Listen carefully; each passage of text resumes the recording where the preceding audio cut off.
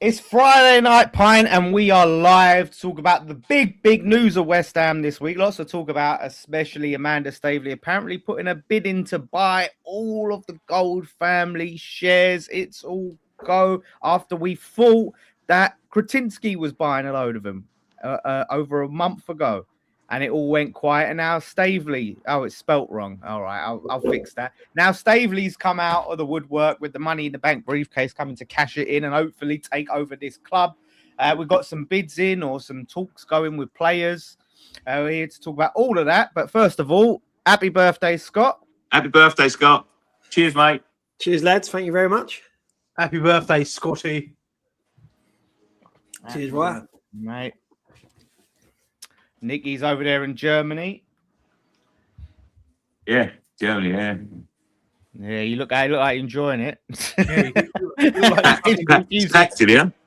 you're like you're being held at ransom. Yeah, it's Germany. Yeah. Hold on. What is that? Oh, it's a bar. You're in a bar? Yeah, I'm in a pub, yeah. I thought that was a I hotel. don't know why. Bloody hell. I don't know why, but I thought you was going to spin that round and Dom was going to be sitting in a tin bath or something. Yeah, no. Parked in the room. Bloody hell. But yeah, no. So it's all go, lads. Listen, I done a video earlier, a quick reaction. The news sort of we've seen Amanda Stavely's name being linked with the club for a while now. There was talks coming on, and then it went quiet because it was talks that she was going to buy the Sullivan shares. Now all of a sudden, apparently she's put a bid in for £161 million to buy all of the Gold shares. Kretinsky, I think, was going to buy a portion of the Gold shares. I think it was like 10%. It's like the Gold family's 25.1% shares. Leave them with a bit. But now, I mean, he went quiet. We thought it was a formality. And now Stavely's come through. Let's start with the birthday boy. Scott, I mean, how are you feeling about this news about Amanda Stavely coming in when we thought Kretinsky was supposed to be buying them? It was going to be Kretinsky Gold spearheading it. And now there's a bid for all of her shares and Kretinsky's gone quiet. It's a tough one, isn't it? Listen, they handled... she was involved in the takeover of Newcastle. That all seemed to go well, and Man City, I think.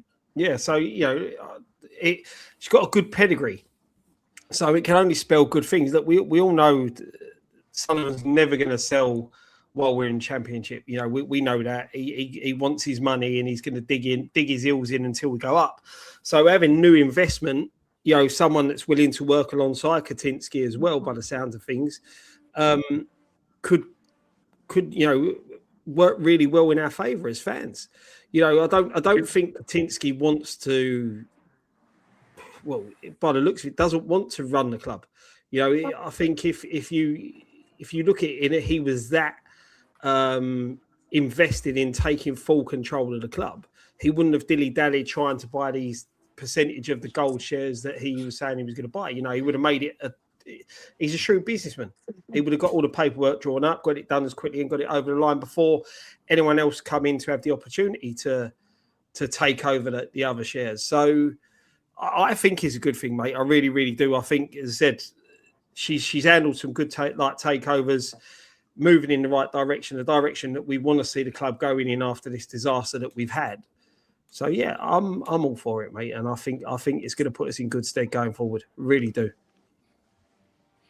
Yeah, I mean, let's see what you think, Ryan. I mean, don't you think it's weird as well that Kretinsky apparently met with Bowen and talked about his ambition for the club, and there was that statement they put out, and they was all full speed ahead. I don't know whether you think it's the Golds holding it up because they've got wind of this bid and they're looking to maximise what they get. Obviously, 161 million for all of it versus probably what less they'd get from Kretinsky for 10%. Yeah, I mean, how do you react to this news, mate? Yeah, I mean, look, it's been spoken about for a little while now, and I agree with what Scott said. It's only good news for the football club. I think Kretinsky will have a big part in it. But look, when we've been linked with her, I've been reading a lot of sort of Newcastle forums, and I see the comments that they were putting down today. There's a lot of Newcastle fans that are backing her. They were really pleased with her when she was at their football club. She's done a lot for us. So I see a lot of them saying now that Eddie Howe might be West Ham's manager. And Oh, we've lost Ryan. We lost him, yeah. What a freeze frame. Well, I think he's he's in it's cracking All right. up a bit. Oh, he's back. He's back. Oh, yeah. am I back? Yeah, sorry about that, mate. Yeah. My fucking We last heard you mention. You said Eddie Howe. That was the last thing we heard. Yeah, no, I was saying that like a lot of Newcastle fans are saying they wouldn't be surprised if Eddie Howe was in charge of West Ham once she takes over. But look, there's still a long way to go. But it's positive news. It's news we've been wanting for ages. I know Sullivan is still in the background, but we're slowly getting him out of the football club. The more people that invest can push him out. And as Scott said, he's going to wait until he gets his big payday. But yeah, no, it's only positive for the football club. We're going in the right direction. And this is probably why we haven't seen so many transfers and there's been a lack of transfer activity, because maybe there has been stuff going on behind the scenes. And once everything's put in place, you know, we will see players come in. But we can't wait for her to take over. We need players in. We need some players in now, really. Yeah, you're right. And the thing is, as well, though, with it, you know, Kretinsky is still going to be at the helm, whether this bid goes through or not. You know, he's the main man at the moment. So things are not going to change there. So this is the thing. Things need to get moving. You know, I think that unfortunately the ball's sort of been moved into the team's courts of the players that we're looking to sign, because they know we've got a bit more money than what we were said to have. So I think that in a way is probably going to delay some of the transfers coming in, because the clubs are going to want higher prices, knowing that we're not as skint as we were going in towards the end of last season. So I think that makes it tough. But I still see Kretinsky for the foreseeable looking to implement the plan that he wants to implement. Otherwise, you wouldn't get people like Bowen agreeing to these deals and sticking around the football club. So, you know, I think he's still going to be a major player with it all, and probably still will be the major holder, at least for now, and move the club in the right direction until more or whoever the consortium is that are taking out that want to buy these shares sort of increase their percentage. Yeah, go on, Nick. I'll be honest. I haven't seen much of it because I've been travelling today, obviously. So I haven't seen much of what's gone on with the Stavely thing. I'm still a bit confused, because I honestly thought, and this I think this goes to show how much the leaks have stopped in the club, because I thought Kretinsky had already bought them shares. As far as I knew, he'd increased his shares, he'd bought them shares, he'd gone into the club as the majority shareholder. But now it seems to me that isn't the case. And it just goes to show how little people actually know about what's coming out of this club, which, you know, I know people, a couple of people had a moan about it today, about, like, you know, the nonsense that's going on. But, you know, this is what we wanted. We didn't want. So I'm still confused as to whether Kretinsky's a major shareholder, as Sullivan's shares been diluted, because I think they have. I don't know. I don't know what's going on. You know, Sullivan's still majority shareholder. Sullivan is still the majority shareholder as it stands. Yeah. So you know, as I say here, you know, it's a bit confusing, but Sullivan can't do anything. So, you know, in all intents and purposes, they are running the club, and every Newcastle fan I've ever spoke to, every single one has been positive about Amanda Stavely. And saying, like, that, you know, the fact that she's left the club is why the club are going into a bit of shit, you know. And people saying about she's a broker. She won't be a broker here. She will be an actual investor. So she will be there. She can attract money. She can attract investment. She can attract buyers. She's shown that by brokering both the Newcastle and the Man City deal. I can't see why it's a bad thing. I really can't. Apart from the fact that we've got a season kicking off next week, which, you know, and we still need a couple of players in. But I think if this gets going and this goes quickly, I think you will start to see the investment coming, and I think you will start to see the players coming by the 1st of September. I really do. Well, yeah, I mean, so she said to be at the head of a consortium, her and her husband. I don't know who the consortium's made up of. I haven't seen anyone report who else is in this consortium. But yeah, you're right. I've seen, because I've seen a lot of a few West Ham fans, in the comments of the video I did, saying that, oh, look at the mess she's got, Newcastle. And Newcastle, are having major difficulties when it comes to PSR, and it's a problem with the rules. And the ownership that Amanda Stavely has sort of left them with have wanted to invest, my understanding is, but have found it extremely difficult. And now we're at a bit of point where they're like having to sell a lot of their best players. So I think that's the rules that are the issue. But I think it's going to come down to we all went into the end of this season, into the summer, feeling like, okay, Kretinsky is going to eventually become the main man, the majority shareholder. He's going to eventually get those Sullivan funds, and it's going to be Kretinsky's club. Now we're looking at a scenario where Staveley and the consortium buy the gold shares, all of them, not just a percentage like Kretinsky was, and then as a gateway to buy the Sullivan shares, which will probably be when we get promoted, becoming they're going to be running the club. I don't know about you guys. That's what I titled the video, or I put it in the thumbnail anyway, was if it comes down to it, if there's a preference for Amanda Stavely being running the club and him being in charge of the club, or it being Kretinsky's club, because we thought it was going to be going to be Kretinsky as the main man. Now this is coming in. Like I said, if she gets the gold shares and the Sullivan shares eventually, it's their club. I lean towards Staveley. She is someone with a good track record with clubs in this country.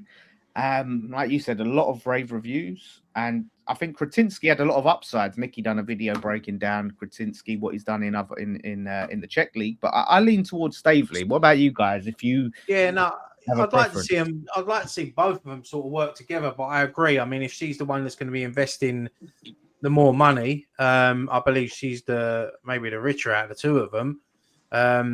But yeah, no, as long as they can work well together and they've got the best interest of the football club and they put the football club first, that's all that matters. I mean, for us fans, we want to see the club run properly.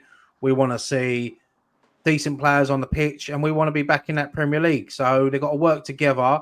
I mean, look, whether they're going to stick with the manager, I don't know. It's one of them, isn't it? Like, they could come in and they might not take to him, and they've got their own ideas. But yeah, I mean, yeah, look, the people saying they gave Steve Bruce a little bit of time, didn't they? Right? I think they gave Steve Bruce a bit of time. Yeah, no, yeah, they did. But people say Stavely's and Richard. I don't know what they got in their bank balances, So I'm just guessing here as much as like most people are. But she's obviously got a consortium together which probably has got more money than Kretinsky. So look, it's, as I said earlier, mate, it's positive news, and it's news that we've sat on here for years talking about Sullivan and gold, and we're finally getting to that point now. It's taken a long time for us to get here, but slowly we are getting them out of the football club. Well, this is the thing, right? It's that, I've seen a lot of people moaning today. Like, these things are not easy things to do. We've had some issues with the old owners. He's not gone of his own accord. He's been pushed out the door, and he's going to dig his heels in, because every time that he doesn't do that, he's losing money. And this guy won't want to lose money. People have moaning about, oh, Sullivan's here, we've been lied to again. I don't see it like that. I see it as the fact that, the consortium and the people that are in charge here are trying everything they do to get him out of the club without actually, a hostile takeover. They're trying their best to do it. They're not easy deals. And when you're dealing with someone like David Sullivan, he's not going to give that up easy. He until this sort of sex scandal came along, he was happy to sit there and wait until he takes the money. At the moment, it looks like, and I've always thought this. I've always thought Kretinsky knows something's going on, and he's waiting and biding his time. That's why he never bailed him out in the past. I don't think he liked Sullivan. I don't think he liked the way he ran the club. And he was sitting there thinking, this geezer's going to shoot himself in the foot one day, and I'm going to be there when he does. And they're not easy deals to do. We have to get him out but you can't just go in aggressively and force him out, because every time you do that, and every time you do that and try and force his hand, he will dig his heels in further. He will dig his heels in further, because that's just the way the guy is. Yeah. So you have to do this strategically, and going in gun ho isn't strategic. No, you're right, mate, and that's the thing, because, like you said, he has only stepped aside because of all these allegations. There is no other reason he's moved aside. You know, he's not moved aside because of the pressure from the fans or anybody else. He has done this because he doesn't have a choice. And like you said, trying to do a hostile takeover shows Kretinsky's hands more than anything else. And like you said, he will dig his heels. He is not going to sell this club or his stake in this football club until he can get the biggest amount of money. It's the only reason he bought the football club. He didn't buy the football club to save the football club. He bought the football club to earn as much money as possible out of the football club. That's why he done the loan things, paying himself the interest payments, all that type of stuff. Now he's got himself in a bit of shtuck for stuff that he possibly done in the past, and he's had to step back. And this is the reason why in his mind, he's innocent. He's going to fight his corner. And what he's going to hope is that he walks away scot-free, all the allegations dropped, no evidence against him, and then he can go, well, I'm still here, you've got to pay me all my money now. That's why he's holding out for us to get back in the Premier League. That's all it is. And like you said, if Kretinsky tries to force his hand and force him out, Sullivan is like, well, you know, pay me, you're going to have to pay me what you would have to pay me in the Premier League if you want me to go. And Kretinsky's now looking at it, well, we might not be a Premier League club next season. So the value of the club might not be what it's going to be next season if we don't get promoted. So we're sort of in a catch-22, aren't we? We can't force him out. Mm-hmm. So we've just got to bide our time and wait and see what happens at the end of the season. I think Sullivan knows that his days are numbered at this football club, and he's just sitting back now. He's got no involvement in the football club no more. I think the boys are not even registered anymore with the football club. So, you know, he's biding his time. But as you said, he is a businessman and he's waiting for the highest bid. And if we're a Premier League club, he's going to get a higher bid. He's going to earn more money. So, but look, if he sits out all season in the background, not involved in this football club, I'm happy with that. As long as he's not involved in this football club, that'll do for me. And I'm sure the rest of the fans will take that. Yeah, this is a pathway. This is a pathway in. Look, I see a lot of people talking about how much Amanda Stavely's worth. How much she's worth doesn't matter at all.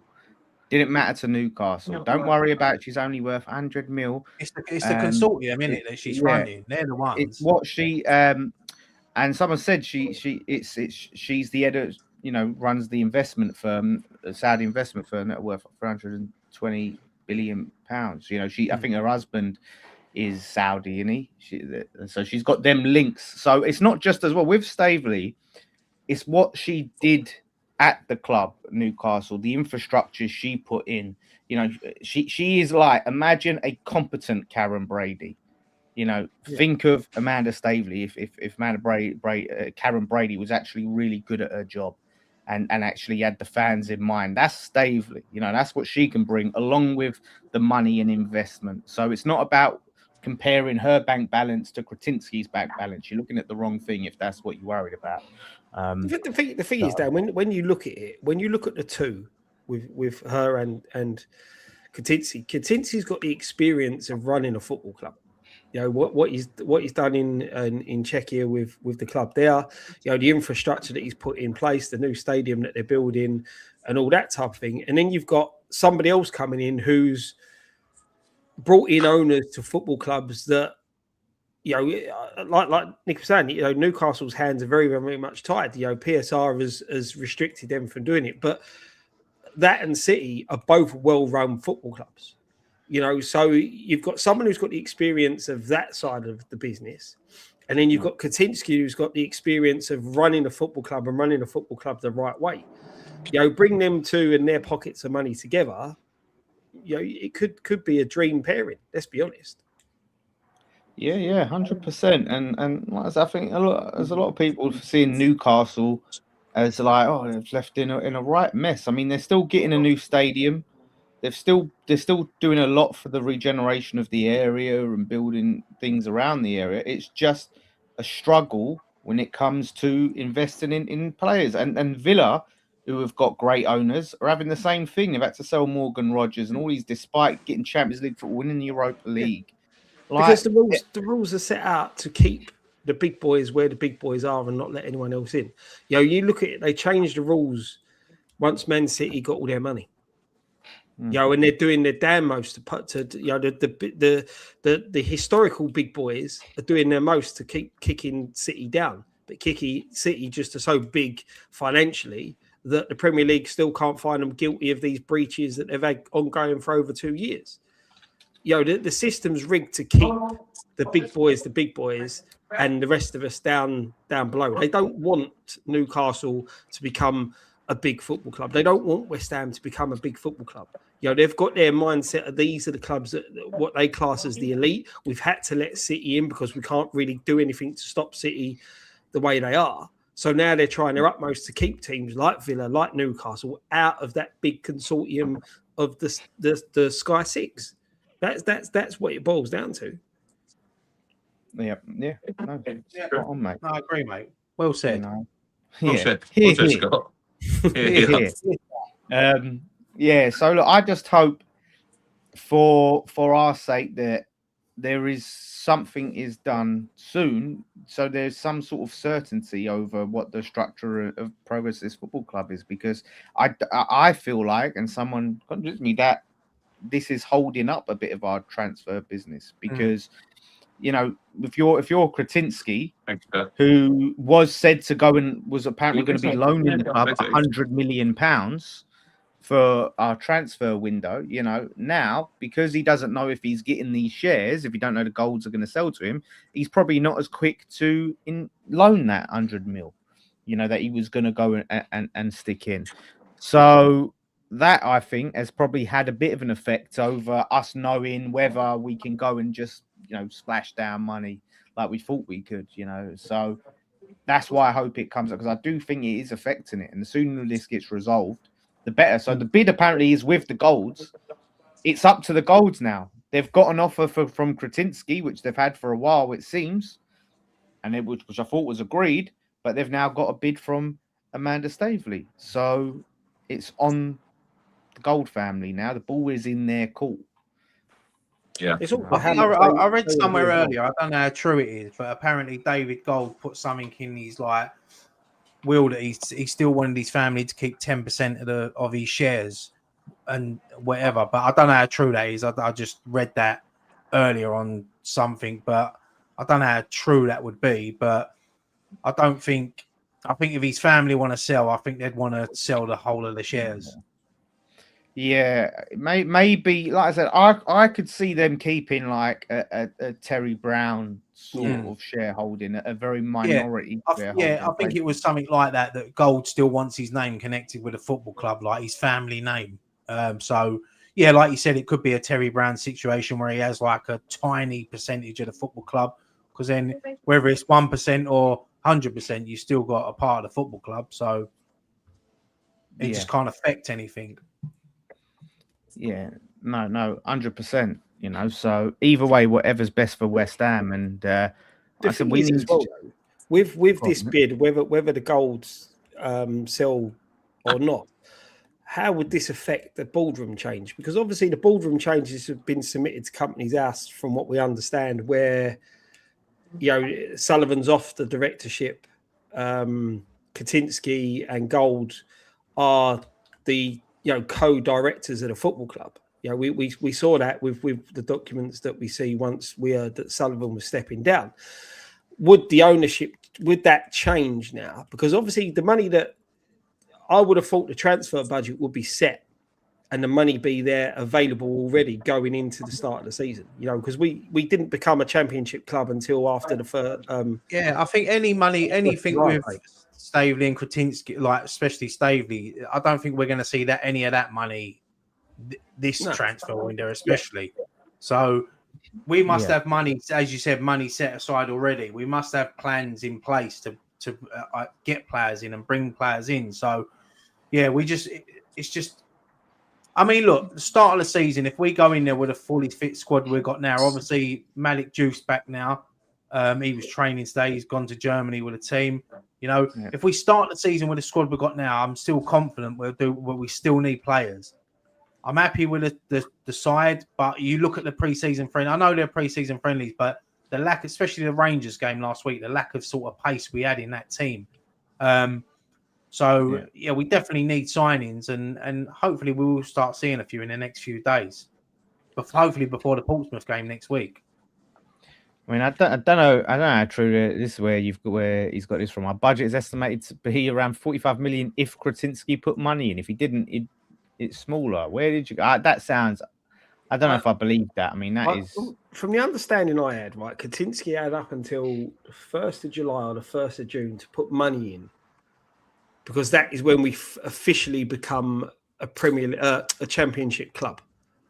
Right, that's when it all gets official. That was to do with the PSR stuff, which so apparently weren't as bad as we thought it was. Yeah, but he would have to put that money in before that date to comply with the championships version of PSR, whatever their version of it is classed as.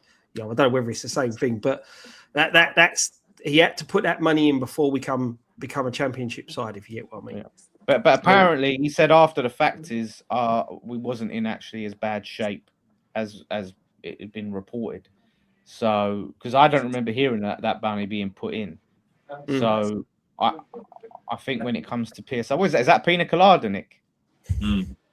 I love a pina colada. Can't be. You know what? I'm looking at him drinking that, thinking to myself, this time next week I'll be in Greece sipping on them all day long. I'm out watering watching him. I feel like logging him out. Love a pina colada. But yeah, so in case that's because all this talk about us being in these dire financial situation wasn't as bad as being reported, because it seems to have calmed down quite a bit. But I can't see our budget. I can't see our budget being 45 million with money in, and like a lot less. Obviously, we've just got brought in all that money for Fernandez and Somerville. So I mean, we haven't signed anyone, so it doesn't mean that I can't say that he's definitely wrong. But it's a bit weird. We've had a bid rejected apparently for what's his name, Engels.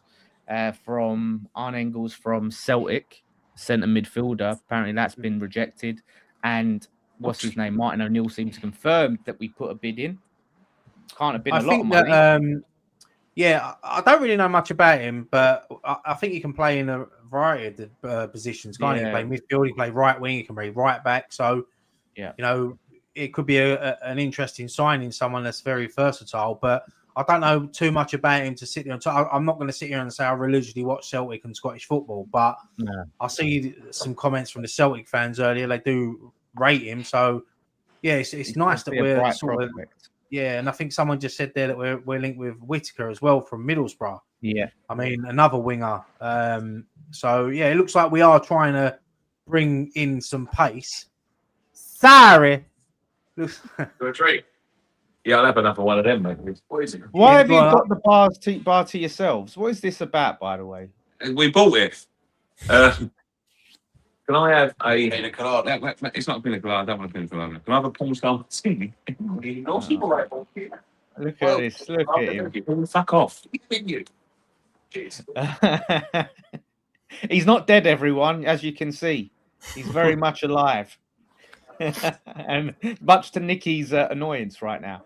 But yeah, so like you said, like Whittaker, like this is what I'm saying. Going for these bright prospects from the top clubs in the Championship, like Middlesbrough, even something like Celtic. I mean, Celtic, they're going out their mind, because they're like, how is a Championship club looking like they could potentially sign one of our players, like a Championship club in England? They see themselves as they'd be on par with the top clubs in England, and a Championship club has a chance of nick one of their players. Yeah, the thing is with Scottish football is like there's not much money in Scottish football, so it's like 25 million to Celtic is a lot of money. So yeah. I mean, look, next season. Look, I've seen a few podcasts this week and people talking about West Ham next season, and they're going to smash it, and we're going to get over 100 points and all that. I don't think it's going to be as easy as what people think. the thing is, like last season in the Premier League, we were getting beat left, right, and centre. That's why we went relegated. The difference is with next season is every team wants to beat us because we are the big team. We are the big boys. Everyone is going to treat us like a cup final. So that's the difference. And we have to adapt to the Championship because it is tough. Look, we've been down there before and we've never won it.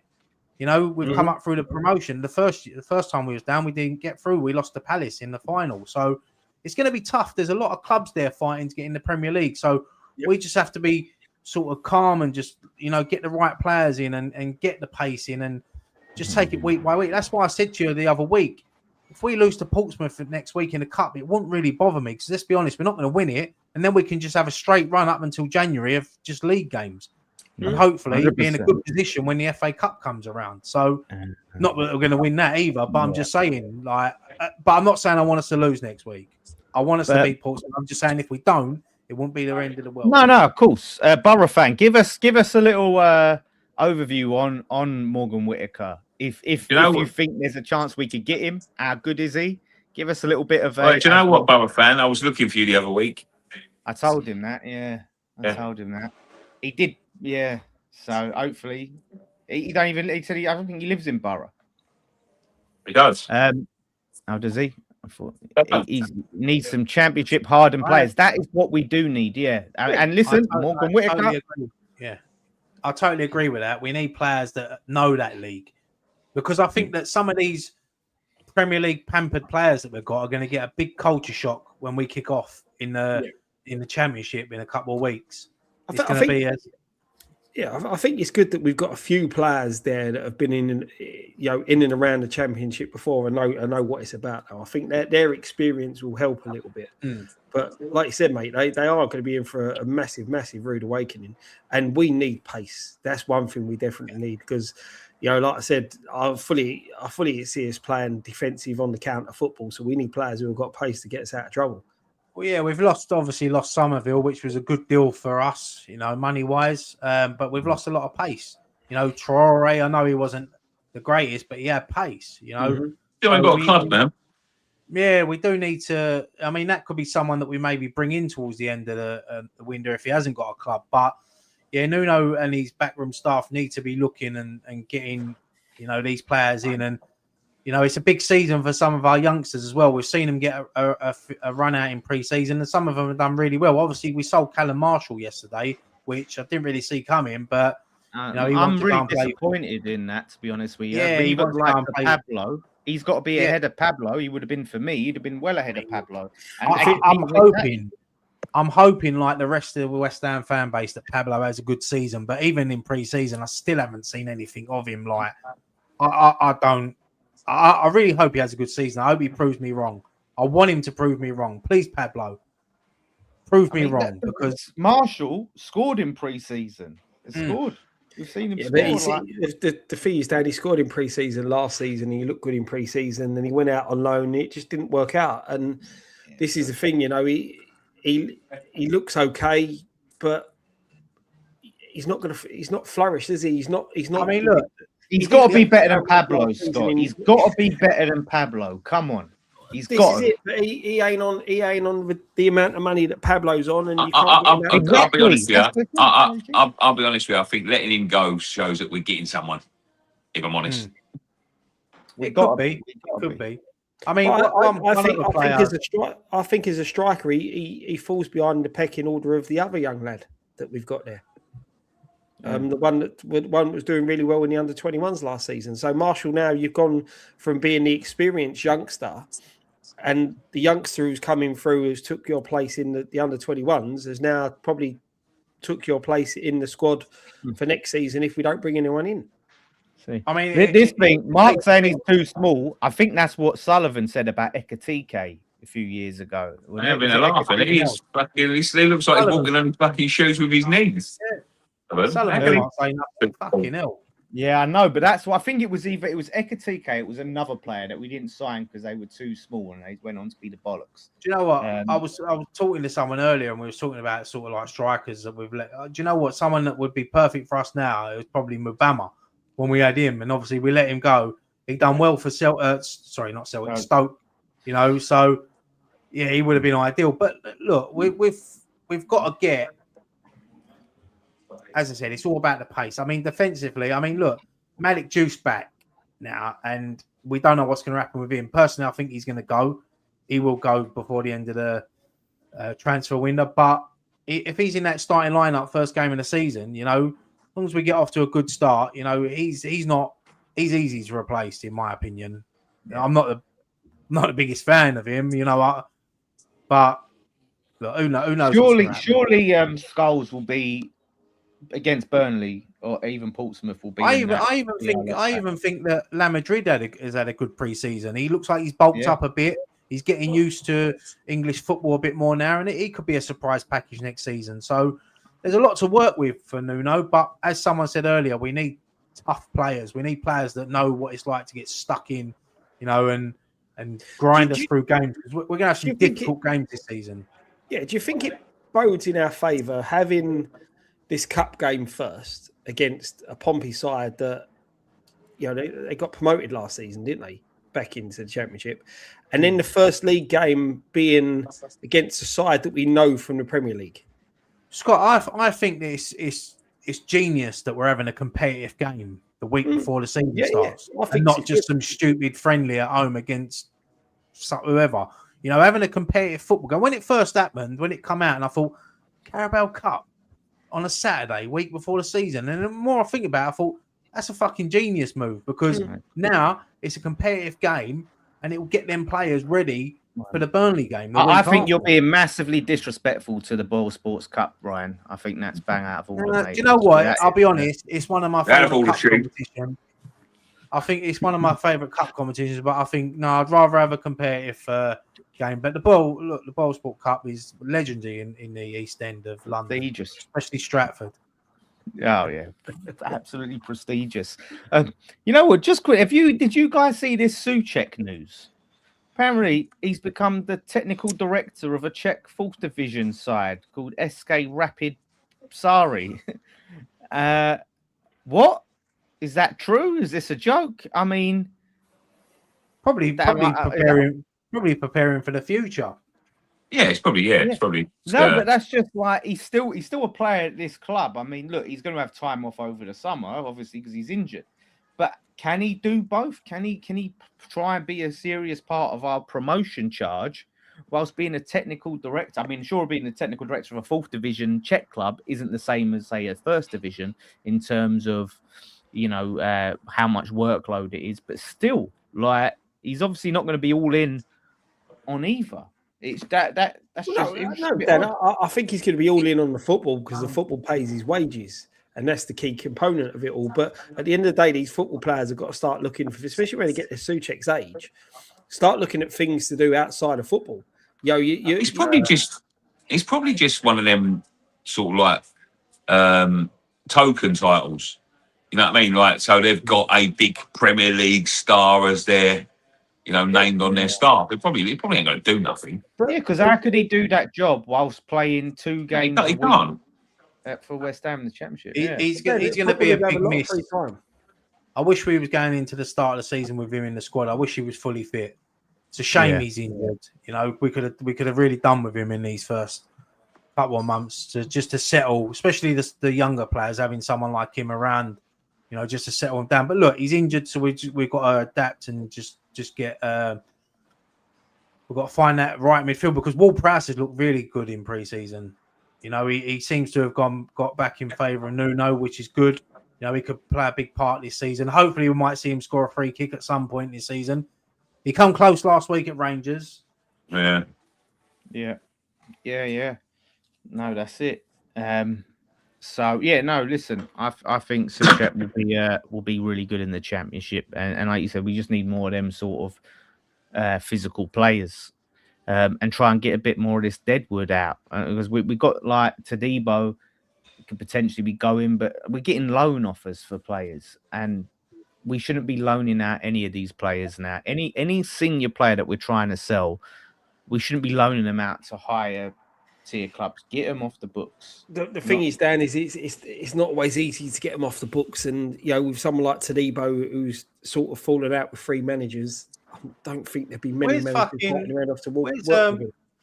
Where's old fucking Alberto de Rio? Where's Alvarez? Is he not fucking back yet?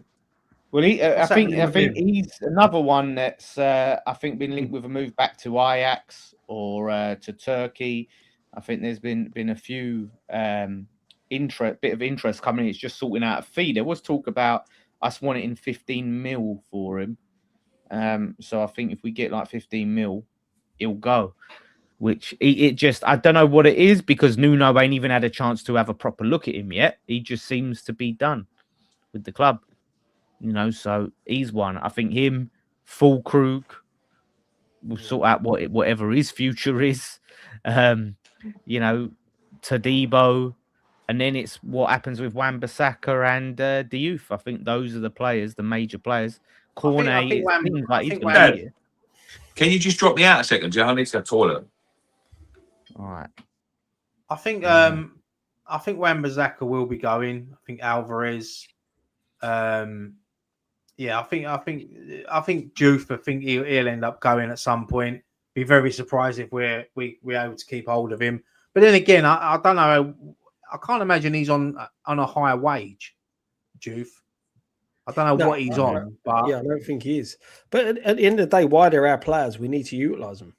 You know, that's what we've got to look at. You know, these players, whether we're looking to move them on or not, at the start of the season, if they're fit, they need to be in the side because they add a lot of quality. You know, I know Wan-Bissaka, Alvarez, you know, they were at the World Cup and things like that, but if they're our players, they've got to be utilised. They've got to be used, even if it's just to shove them in the shop window. You know, if they want out of this football club, if they want to go, use them. Use the fact that they want to go to allow them to put themselves in the shop window and perform at their highest ability, so that we can get good money from them. But at the end of the day, Alvarez is a player we should be looking to use, especially if we can't sign another centre back. You know, the versatility of him playing that holding midfield role and the fact that he can cover centre back could be huge going into the season if we can convince him to stay. Yeah. You know, he wasn't used right by the managers that he has played under, and this is the big thing. And like you said, Nuno's never had the opportunity to work with him. Nuno's a very defensive-minded manager, even though we have a shit defense. You know, we need to be utilizing these players at the best we can. You know, and I think Alvarez, if he's fit, if he's available, he needs to start. Yeah. Yeah, no, listen, I agree, but I mean, we'll have to see if he starts to come in the squad, whether it's Germany, whether it's Portsmouth, and we find out what the hell's happening with him. He was just one of them ones that Potter just did not fancy at all, for whatever reason. But you know, I see Jack Spurs in the chat. We was also linked with Manor Solomon. I see from Spurs. He was like a young prospect, so I think they had high hopes for it. It just never really seemed to have come to anything, and he's just one that it doesn't. I don't want like youth cast-offs from players at Spurs. No. Listen, if you could not get into that Spurs team last season, right, you got to be absolute dog shit if you're going to get into that, especially with their attack, how bad it was. You've got if you're looking at loan players from Premier League clubs, you've got to be looking at the players that have got a bit of experience about them, who are not fancied, whether it's a new manager coming in and taking over and they're not fancied, but they can't get a transfer away from a club, or you know, a youngster who's there and you can see the quality that they've got, but they're just not given a fair shake of the stick. You know, they're the type of youngsters you want. Youngsters that are hungry and want to prove their point. Especially if you're going to get them on loan. You know, loan for a season, get them in. They've got to be youngsters that are hungry and want to prove a point. I think. He was at Fiorentina last season, was he? A bit. Yeah. I mean, it's the thing is, Spurs. Well, a few people saying he never really got a chance, but Spurs haven't really been known for their academy for a while. I think Kane was the last one. They had Winks, didn't they? I think did Winks come through their academy? But it just seems to be rare that you'll get someone that comes through that is decent. So yeah, I don't know whether I would. There's a troll in here. Well, thanks for the super chat. Avoiding relegation should be West Ham's target. He's on the wind up. Skip was the last decent one. Yeah, Skip was decent. Manor isn't an academy player. How old is he? I really thought that they'd. I don't think Skip was academy though. I think I bought Skip. Was. Unless they just bought them really young, and they played. But yeah, Was he academy? Oh, he was academy. Yeah, he was. So, but yeah, like these young players, I think we've got enough talented youngsters coming through, right? Like, so I think we need some quality, whether it's proven championship quality, or Premier League quality that can step. Yeah, if you saying Solomon wasn't from their academy, right? Fair enough. Or proven Premier League quality that can step down. I think those are the two things we should look at. You got some foreign signings, like obviously from Celtic, but I think we get some players that are from championship rivals, see what other Premier League loans we can get, and then I think we're looking sharp. But there's a lot of football to play. I just think we need a big squad. Yeah, definitely. You get a couple of injuries, mate, and you're banging trouble there. That's the problem we're at now, isn't it? When you look at it, probably the 11's fine. Anything outside of that is a bit of a struggle. Even the thing is, with the 11, we still got that problem with the lack of pace and lack of creativity. I think that those are two issues that, even like you said, the 11, when you look on paper in terms of quality, there's quality there. But not so much pace, not so much creativity in the 11. So I think that's what we need. Fair enough. Fair. Two people rating him. So yeah, like I think on that wing, because apparently Ward-Prowse, they see him as an option on the wing. He should never ever be an option on the flipping. Mate, he got beaten in a race by David Raya 2 years ago. He did, didn't he? I think I think he'll be a very good asset in midfield in the championship, not on the wing, guys. Come on, mate. If I see Nuno playing him on the wing, I want that geezer out the door quicker than he did. He did against Rangers. He played him there against Rangers, so apparently he's an option. He used to be a winger. I don't want to be Nuno out before we've even kicked a ball in Rangers yet. So, he's only just Nuno back in it. I'm only just on the fence, Nuno. He's just got on the fence. He'll be out of the swiftness. Now if we're seeing him on the wing come Portsmouth, we fucked up somewhere. Something's gone wrong. Fucked up keeping Nuno. That's what that'd be. The agenda will be back. Mate, Stavely comes in. Eddie Howe's going to be our manager. Yeah, listen, I tweeted out about, I said, look, and it was interesting seeing the different reactions, right? Because I tweeted out about Eddie Howe, him leaving. It was mad to me. He done a great job there, I think. But I said, if Nuno gets off to a slow start, I'm taking Eddie Howe in a heartbeat. I had two reactions. One was, you're crazy if you think he'll come West Ham. Two was, hell no, I don't want Eddie Howe. No chance. I think he's a good coach. You're going to get that with any manager in the world. Whoever we get, you're going to have people that want them, people who don't want them. You got to think, like Eddie Howe would be great for West Ham. He done a great job at Bournemouth. He done a great job at Newcastle. And the only thing that will piss me off with Eddie Howe is he has to bring that stupid assistant with him who fucking loves the limelight. He's got a better tan than Scott. The thing is, I don't see us changing manager until at least 10 games into the season. If things are not going great, we're not going to. I think we've set our stall out that we're supporting Nuno, we're backing Nuno. But let's be honest, if we're not in a good position after 10 games, for me, especially you always find that with new ownership, Scott. Like we've seen it down the years. Like we had it when Magnuson took over. You know what I mean? We had it when Gold and Sullivan took over. They didn't want Zola in. They have new owners always have a manager in mind who they want. Preference, so if they come in, if Nuno's doing well, then they can't do anything because it'll be very harsh. But if he starts struggling, it's an easy option, isn't it? And exactly that. And listen, I berated Nuno all last season, called him out for what he is, and proven right. But I'm going to back him now because, as I said, I don't want to start the season. I started last season saying we're making a mistake with Potter. Then Nuno coming in, I said was a mistake. And now we've got a manager there that we're not going to play attractive football. We all know that. Anyone that thinks we're going to play attractive football, watch Nuno last season. We ain't played attractive football under him once. So, but I'm going to back him. There's a different justification now, Scott, is because last season, we were the team fighting relegation. We were the ones we were the underdogs in nearly every game, right? Now it's reverse. We're going to be expected to have more of the ball. We're going to be expected to have to break teams down because teams are going to see us as the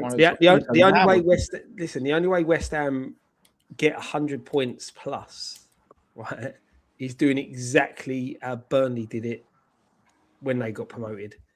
Because that is what Nuno will do. We will sit back. We will go 1-0. Yeah, but I'll take it. I'll take it. Winning the league, listen, that's what I'm saying. I'll take it, but I don't see us going out playing expansive football, winning 3 or 4-0 against sides. Put it that way. How many games? I hope I'm wrong. Mate, we were 46 in it. Give me 46 1-0 wins. I'll take that all day long.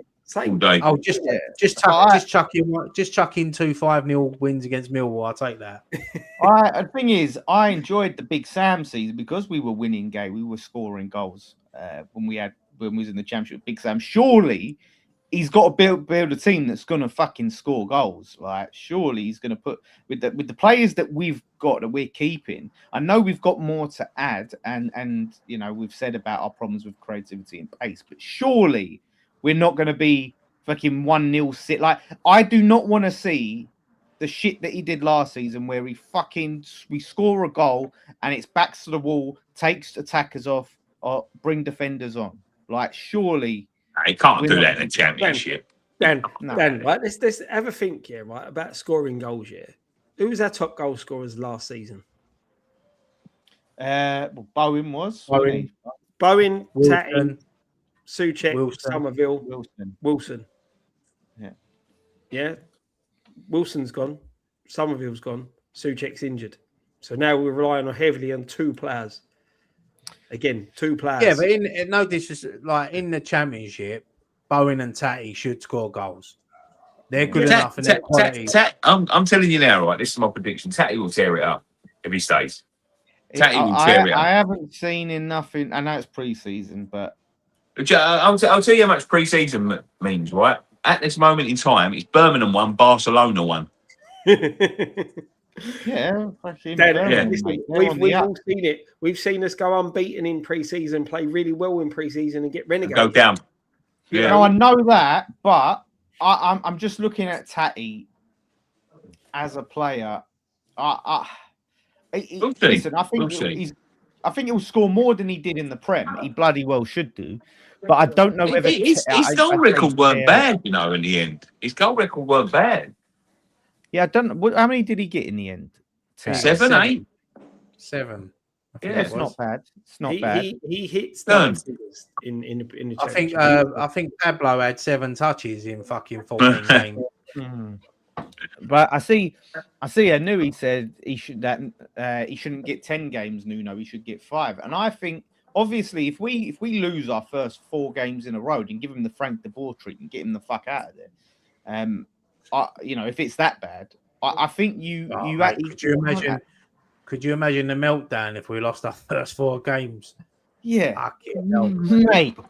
But look, you look at the first 4 games; they're tough fixtures. So they are tough. Yeah, fixtures. tough, as I said, we're the targets next season. We're the team that they all want to beat.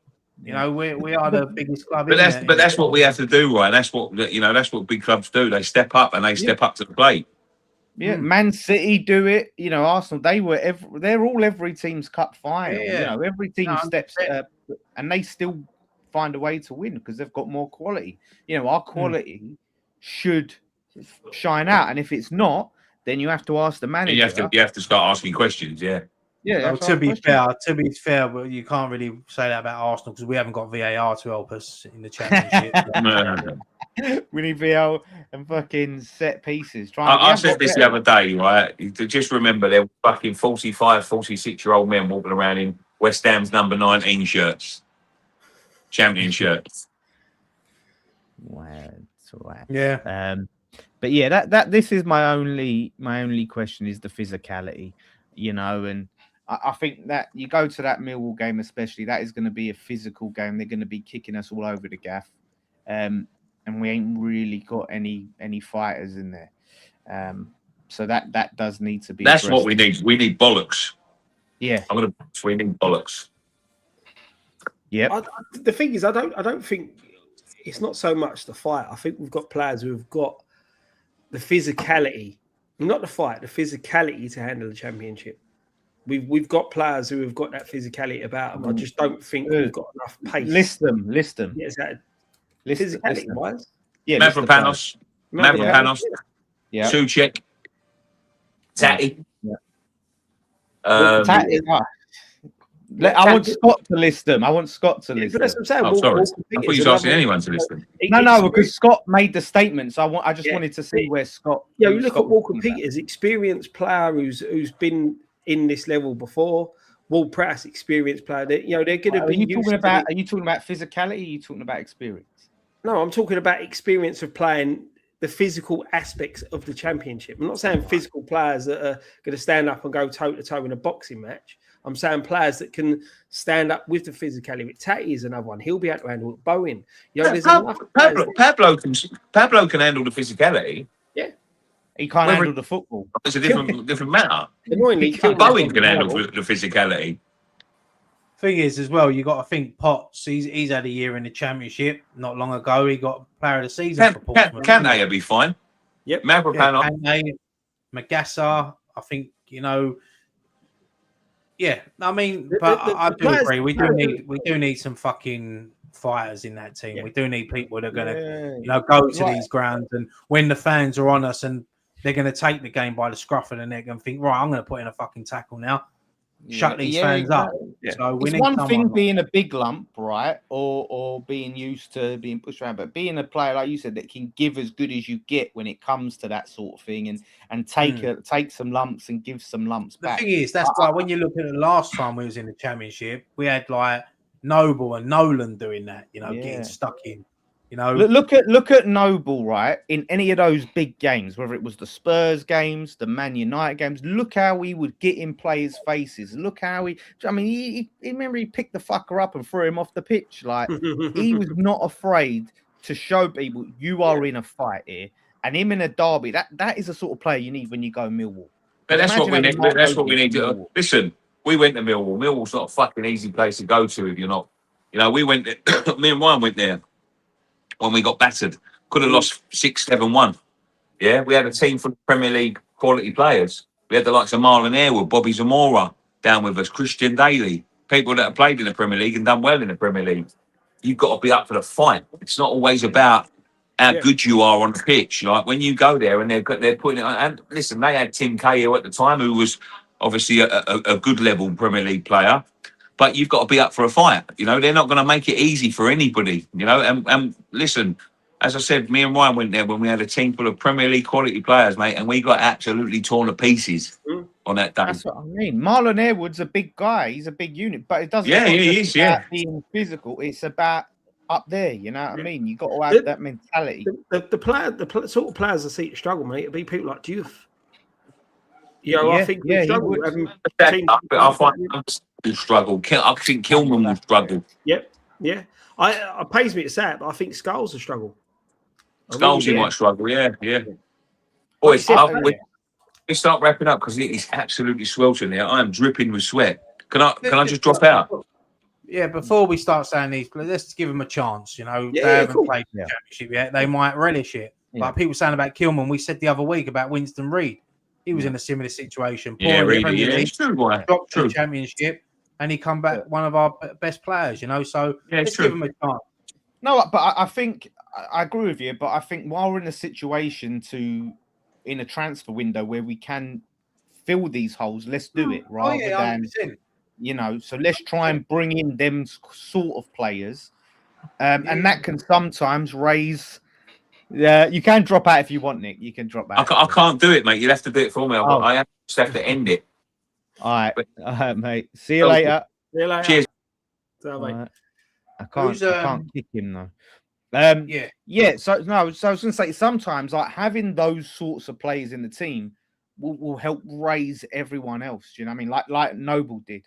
When you see someone else going in and getting physical and rising up, it lifts everyone else, and especially players that know what a derby means. And we've been having these games, right? These London derbies, especially the ones against like Spurs the last few seasons, and they've been so flat and lifeless. And I just think, is there no player that really gets the derby? Do you know what I think I've noticed that since VAR has been introduced into the Premier League, the London derbies and that have stopped all that tackling and that, because now they're just scared of getting sent off. Because you know what VAR are like, they go back and look at things. But in the Championship, we haven't got that. So fucking get stuck in a bit more. Yeah, I think as well, right? Yeah. The way the rules changed and stuff like that, it has made it a bit. You'd hate to be a defender nowadays. Do you know what I mean? It's like the margins that you're working with as a defender to get your tackles right, or it's minimal. I know, it will be better in the anywhere over the pitch, Scott, isn't it? Even when strikers go in for a tackle and you see it during the World Cup. How many players got sent off? You see with the England right back, he makes a fair tackle. His foot lands on the ball and takes the player, and it's a red card. Do you know what I mean? It's crazy the way they've changed the rules to try and protect players. And this is the thing, it makes some players look brilliant, but it ruins the art of defending. Yeah. Do you know the thing is? Yeah, go on, man. No, I was going to say, you're right. It ruins the art. It ruins the art of football, Scott. It's not the game that we grew up watching. You can't even talk to someone now without fucking getting sent off. You know what I mean? It's ridiculous. Now all that them days are gone. But yeah, I am confident. That's what I'm looking forward to, right? I'll just say I'm looking now. We've got at least the whole season. One bit of the whole season of no VAR. I agree, mate. Referee's going to get pelters. Yeah, I'm looking forward to it. Yeah. But but Scott, we accept human error, don't we? Yeah. But there will be times, and I guarantee it now, there will be times during this season where something will go against us and we'll say we wish we had VAR because VAR would have pulled that up. Yeah, but it's got to get with it that we haven't got VAR, and it's going to be it's a good and bad thing, really, because we get to celebrate a goal fully without worrying about, oh shit, wait a minute, is there a check? Was that onside? Was there a foul in the build up? Whatever, Yeah. And that's the thing. It's the old days, mate. We score, you look where the linesman is, no flag, it's a goal. Yeah, you see the linesman running back to the halfway line, you're fucking celebrating. But no, look, 100%. As someone just said there, I'm the same. I'm really looking forward to the season starting. I'm looking forward to next week, like the Portsmouth game, watching that. It'll be a competitive game, and then obviously we start at Burnley away, which is difficult. All eyes are on us on that weekend. Do you know what I mean? Everyone wants to see us pick up. Yeah, but do you know what I want to see as well? I want to see us be not such a nice team. I think we've been too nice for the past 2 seasons. When I see how we play, and we play against so many other teams that are so much dirtier, and I don't want to see us become full on cheats like Arsenal or play, but just to have a little bit more of a nasty streak, a bit more gamesmanship, and not be so nice and so honest, and and just a little bit dirtier. I would like to see. I think that's been a bit of a problem for us for the past few seasons. I think even since Moyes, because Moyes, I think, really instilled that in the players to, don't dive, don't try to play football fairly and all of that stuff. And we'd go against teams that were using all the dark arts they could against us. You know what I mean? But we were trying to be honest, and I think we just got a bit too nice, and I like to see us just go a little bit the other way. Yeah, like you said, you don't want players rolling around like they're injured. You don't want to see the Aston Villa when Grealish was playing with them, when we were playing them, and it was like playing the synchronised diving 11. It weren't just Grealish; it was like half their team. That's what I'm saying. The whole team was doing it, or like what you see in the World Cup with the way Argentina were. You're ashamed of your team if you're doing that.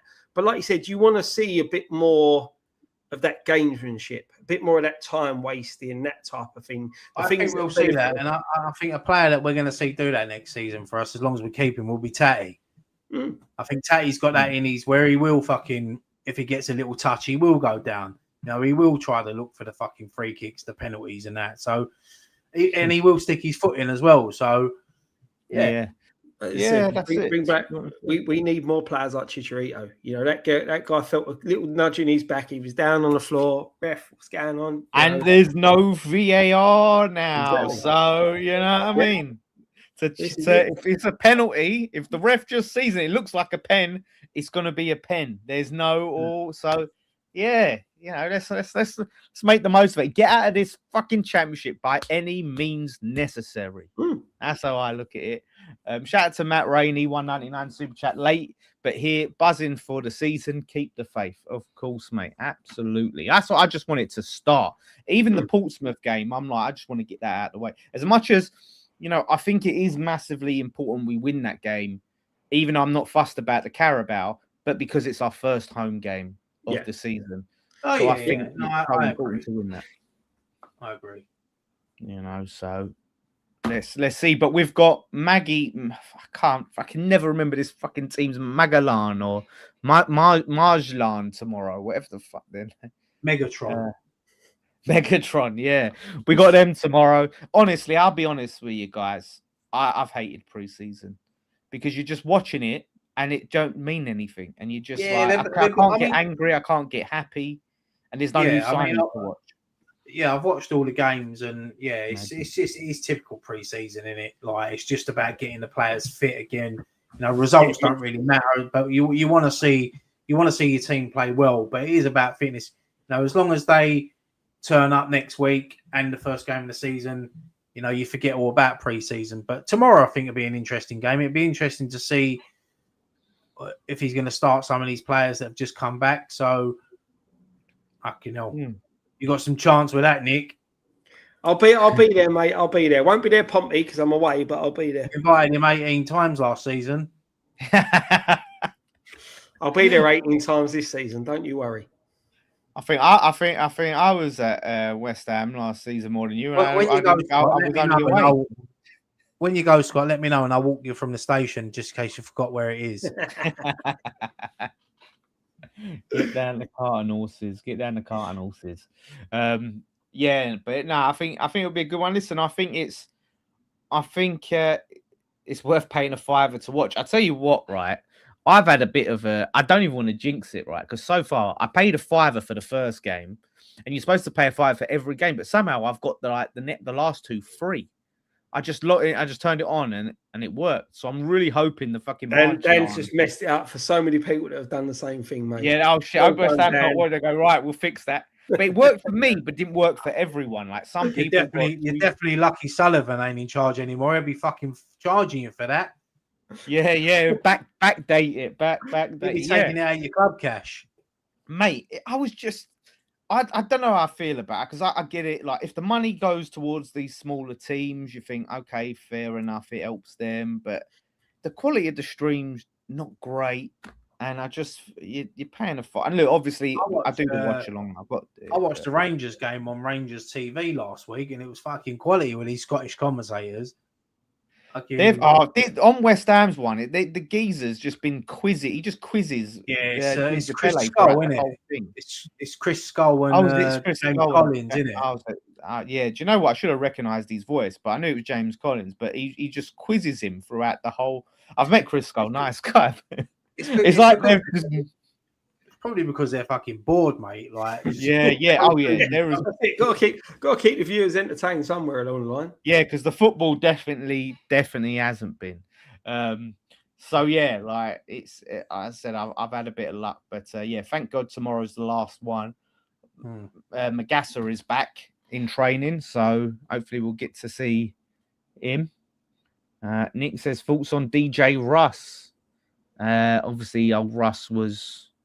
Let go, and listen, I know he's gutted. I feel for him. It's what he said. It's one of them things when clubs get relegated, and this is what I said last season. With them players is when a club gets relegated, people lose their jobs. You know, that's why it's not just there's so much riding on it, more than a football club gets relegated, and it's happened so many times. People forget about the people in the background, don't they? Like the people that work for the club, and 25 years is a long time, isn't it? Associated with that role at West Ham. So I see his video, and he's obviously gutted. And look, we don't know what's going to happen. The bit of the backlash might make the club think and maybe give him that role back. So. It's a shame that people have to suffer, especially when there's players there that don't care about the football club that earn a lot of money. So, if they've looked at it right, it's obviously not a personal decision. They haven't thought he's doing a good job. He's been doing it so long. Is it? And they've said it's cost cutting, right? So they said, right, we're gonna have to let you go because of cost cutting. That means they're not just going to go and hire someone else to do it, unless they found some kid to do it for cheap. Maybe Kretinsky likes AEW and he don't like Russ playing all them WWE songs at half time. I know. Joking aside, I hope it's an horrible thing in it, and I've seen the video that he done, and I've seen all the support online he's been getting, and rightly so. It's a long time, 25, as I said, 25 years. I was gonna say it's a quarter of a century, and I was thinking about Trigger when he goes, I won't go that far.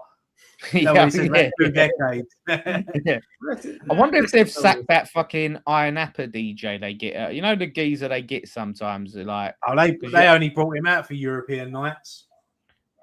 Yeah, didn't he do a few big premiers? They had him there. They had him there this season as well, and that's the thing. He's the official England DJ as well, isn't he? Oh, is he? He's quite a well-known. He's West Ham fan, isn't he? No, I don't know.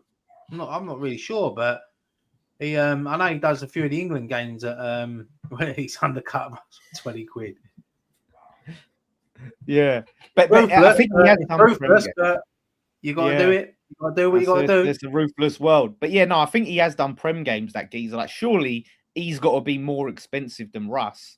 Unless he said, "Listen, I'll spin the decks and press the button," and then you get two birds. I don't understand getting rid of someone who's been doing the job for 25 years as a major cost cutting saving. Do you know what I mean? I don't get my. I don't know how much he was getting. I don't know how much he was getting paid. Even that, you've got overpaid prima donnas of footballers who could take £100 a week pay cut, which would cover the cost of unless we're not having. Do you know what I mean? It's a joke. Unless we're not having music next season, Scott, and maybe that's Sullivan's new role. He's going to come out and do a bit of swing music before the game. Sullivan will come out and he'll play Gary Glitter. He'll play Rolf Harris. Fucking hell. No, he'll come out and he'll start singing Shaggy. It wasn't me. Fucking hell, give it to Sullivan to end the season. Yeah, no, like you said though, if they to let Russ go, losing a job after that long, it's a massive kick in the teeth, man. Like, you never want to see people losing their jobs, and but to do that and then replace him with someone else. Because I'm sure if they turned around and said to Russ, "Look, Russ, we can't afford to pay you X amount that we're paying you now, but we can pay you a bit less and keep you on," I'm sure Russ would have gone, I'll happily do it. Well, surely, he loved doing that job. Yeah. And that's the thing. He gets to watch West Ham for free, so it saves him having to buy a season ticket anyway. I mean, listen, I weren't privy on the conversation, and I don't know who else has. I'd be interested to see who else has lost their job at the club as well. Obviously, apart from the obvious people, like, fucking Brakebush, he left. But, I mean, those behind the scenes people, the people that are important to the club that you never hear about, people that have been there for years, Don't get me wrong. There's certain people there behind the scenes that I hope have lost their job after the way they treated me the other year. And I fucking pray they've lost their fucking job. Mm-hmm. They'll be the ones that haven't, mate. That's the thing. Yeah. I'm sure it was when it knows who come out and said that you forget how relegation affects these from a player's perspective. You forget that the people you see behind the scenes day in, day out are affected by what you do on that football pitch. I'm sure it was Nobes who came Yeah, out and said that, you know. it was so funny because Tadibo earlier in the season came out and he was saying like how much he wants to stay up for the people behind the scenes because it's the ones going to lose their job. Like he was one that came out and said, "Listen, we got to play for them, like for more than anything." So even he recognised like the importance of it. So apparently, content team people have lost their jobs. So yeah, look, it's revenue is down massively. Like money income is down massively, and they're probably going to go ruthlessly finding ways to cost cut as much as possible, especially when you've got stuff like sales coming in and you're trying to sell the club and you want the outgoings to be a lot less to maximize. You're making that's it. You're making the club look better financially than what you are. You know, less people employed by the club, less outgoing on wages. You know, player wages is. I would imagine you've got the running of a football club and the employees in one budget, and the football players' wages and transfers in another budget. Do you know what I mean? I'm sure it must run two separate entities, because if you're looking at, you know, getting rid of a DJ because you can't afford him, when you get rid of a player that's on 120, 150 grand a week, do you know what I mean? It has to be separate. It can't be the same entity you're drawing the money from. Yeah, this has got to be. This is a wind up. I'm sure. I heard he was on 5k a month plus 1k win bonus. So do understand it to extent. Obviously, more winning the championship.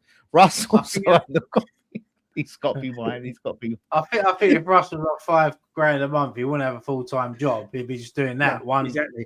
1k win bonus. They're like, oh, we're going to win more games. We better get rid of Russ because it's 46 games, mate. We can't afford. Imagine having the button pusher on a win bonus. It's going right. Listen, no, that's it, mate. I'm just going for Russ. He's a nice guy, and he's just and that's it. It's a tough one. Like you said, I think anyone that loves the club, that works for the club, it's horrible. You know, and listen, I think we've all been there losing jobs, but losing your dream job hurts that much more. You know, so listen, good luck to him. Hopefully he gets it back. Yeah, and that's it. Obviously, look, we was there with Russ. We've had him DJing our night. We had him DJing. He was DJing Dom's 30th. He was there. So hopefully he gets a lot of gigs. You know, so if you can go and book him, go and book DJ Russ. If you found him, go and get in touch with him and book him for your functions and all that sort of stuff. You know, like I said, he's a West Ham fan. Support him. But yeah, so listen, I think a lot of positives around the corner for the club. I think we've all just got to be patient. And good things, I think, will finally come to us. We're coming so much closer out of a really dark period. And like I said, now I'm looking forward to the season. I really am. It's unknown. It's new experience. I know we've been in the championship before, which was minor, but it's a fresh start, I think. So yeah, to look forward to. Once again, once again, big happy birthday to Scott. Of course, thank you for spending your birthday with us this Friday, Scott. It's all right. I'm away next week, so the next time I'll be on will be the build up to the Burnley game in the first game of the season. So yeah, I should be a little bit more tanned like Scott next time you see me. So yeah, looking forward to the break. It's been a long year so far, 8 months. I had any time off, so I'm looking forward to this next couple of weeks. Enjoy, mate. Enjoy. You'll love it. You'll love it. I will, mate. I will. Yeah. No, that's it. 100%. So listen, thank you for watching. Big thanks to OK Jersey for sponsoring us. Do check out the link now. Nikki told me August is when they're looking to do. Well, August is tomorrow, so hopefully they'll have new gear soon, right? So I'll say that. And the new shirts and that. But like I say, if you want the retros, if you want the internationales, other clubs, all of that stuff, go scan the QR code or go okjersey.com, Nikki10 for 10% off. So yeah, brilliant. Good chat, guys. I'll be back for the watch along tomorrow for the Marjolin game. doesn't matter how many times people keep telling me what the name is of the team, it just goes out Well, my head. after tonight's shock announcement, Dan, you might have to pay another £5 to watch that tomorrow. Yeah, let's see if it comes back to bite me grassing on myself. Yeah, let's see. So yeah, join me tomorrow. We'll watch the game. We'll have a laugh as always in the last pre-season. Hopefully it's a good one. Hopefully it's a lot better than the Rangers game. Yeah, good night, God bless, and all of that sort of stuff, lads. It's been a pleasure. As mate. Yeah, enjoyed it. Yeah. Enjoyed it, mate. Yeah. My back Nice is actually one, sweating at the moment. It's dripping. It's so hot in this room. Yeah, it is. It is bloody hot. Oh yeah, Scott. He did want me to sing "Happy Birthday" to him, so I'm going to sing "Happy Birthday." So right. I am the one and only. Oh yeah. Yeah, didn't see that coming much, did I? I couldn't resist. Oh god. Well, listen, we're keeping that video is just we're keeping that forever. That's gold. That. Scott, you should have picked a better team on the fourth. You know, when you see all these videos that are going around on TikTok when people say videos that play in the last 7 minutes, well, you know, when you die and you play all the flashbacks, that's definitely going to be in mine. I'm on my yeah, 100%. Oh, brilliant. Well, have a good one, mate. Thanks everyone for watching. And Oh yeah. God bless. Come on, you irons. Go on, you irons.